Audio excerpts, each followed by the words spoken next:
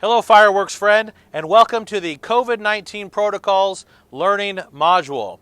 We're going to discuss some of the protocols in place to help keep you and your volunteers safe as you sell in the midst of the COVID-19 pandemic.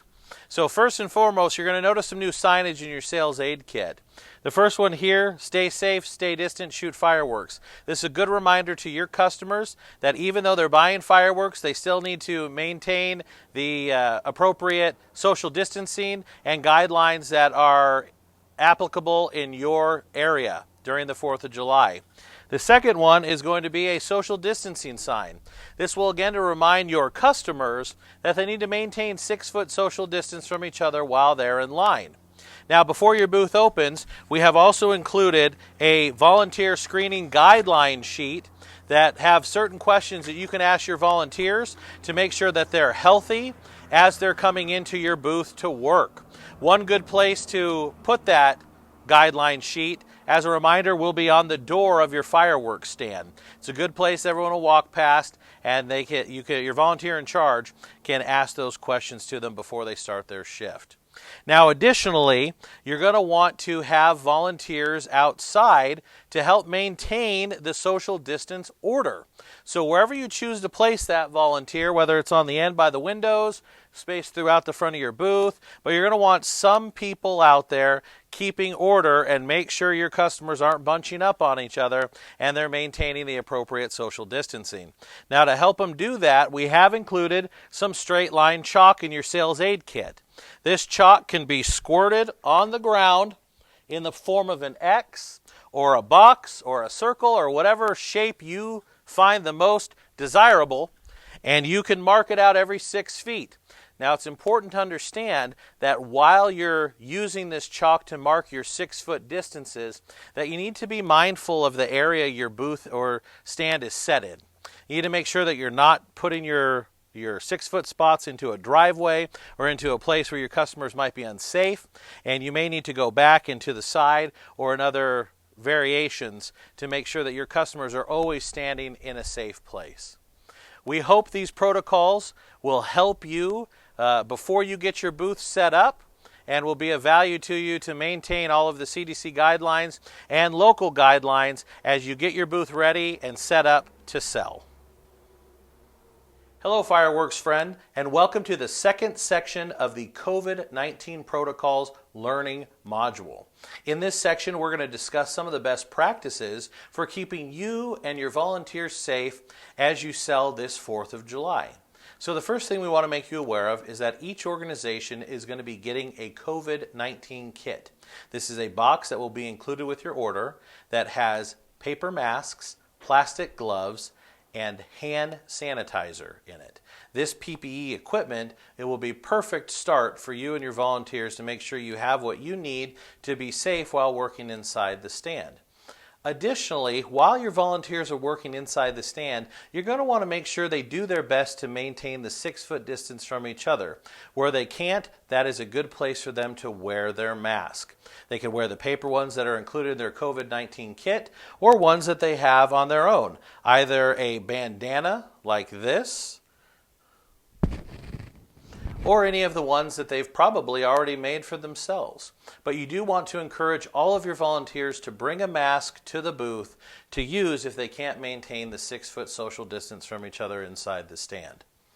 Now, additionally, there are going to be some high-touch areas inside the booth, and you're going to want to look for those. Those are areas or items that both your volunteers and your customers are going to touch. This will include your POS system. It's going to include a cash box where a lot of volunteers may be touching it, or a cash register, different things like that. So you need to be aware of the items that are coming in contact most with all of your volunteers in the stand or with volunteers in the public. You need to make sure you keep those items clean. You also want to encourage the customers to have a contactless experience if possible. This is where they use their Apple Pay, Google Pay through their phone and the wireless chip reader that comes with your POS system. If they have it set up, they can just tap it with their phone and it will pay for their order, and that is a contactless payment. So where possible, encourage that type of payment. If they don't have that set up, then they are going to touch this. They're going to touch the POS system. Your volunteers are going to touch the scanners if they have them in their booth. These are areas that you're going to have to keep clean. And just to give you a demonstration of how you should keep them clean, you can use that hand sanitizer bottle that comes with your COVID-19 kit, and with a paper towel, you can just spray down the paper towel with some of that sanitizer and wipe down your surfaces. You want to do this as often as necessary to keep all of your equipment clean. You should never spray the electronics directly.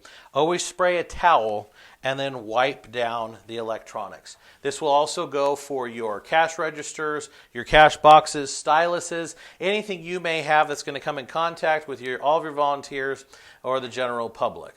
Now, we hope that these protocols are useful and will help you and your volunteers stay safe as you sell inside the booth this 4th of July season. Hello, fireworks friend, and welcome to Section 3 of the COVID-19 Protocols Learning Module. We're going to discuss some best practices for getting your stand ready for closing down and cleaning your equipment and disposing of your trash. So first and foremost, your volunteers are going to be using PPE. They're going to be using the paper masks that are included in your COVID-19 kit. They're going to be using the plastic disposable gloves. You want to make sure when the volunteer ends their shift that they dispose of that used PPE inside of a trash bag. You don't want it lying on the ground. You don't want it someplace where someone might accidentally pick it up and touch it, especially if it's been used for hours and they've been interacting with the public. So make sure that you have a trash bag posted somewhere in your booth and that all of your volunteers know that any of their disposable PPE products can be placed inside there at the end of their shift. Additionally, if they're bringing their own PPE, anything made out of cloth, they should be reminded that that item should be washed and laundered before their next shift. That way they're not bringing anything from not only their home, but from the previous day's exercises.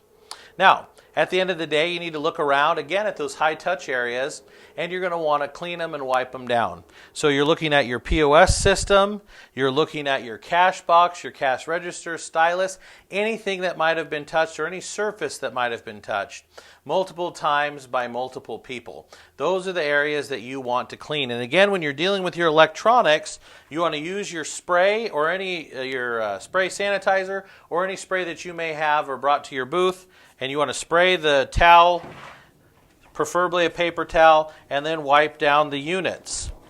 This can then be disposed of when we're finished at the end of the day. So you're going to want to go through your booth and wipe down or spray down any surface or item that has been high touch during the day, and you just want to make sure that any disposable PPE has been picked up and is taken out of the stand. Those trash bags with that personal PPE should be removed as well. Clean trash bags should be put in their place each morning. We feel that by following these and any other local guidelines that you may have in your area, it'll be best practice to keeping you and your volunteers safe as they interact with the public during this fireworks season.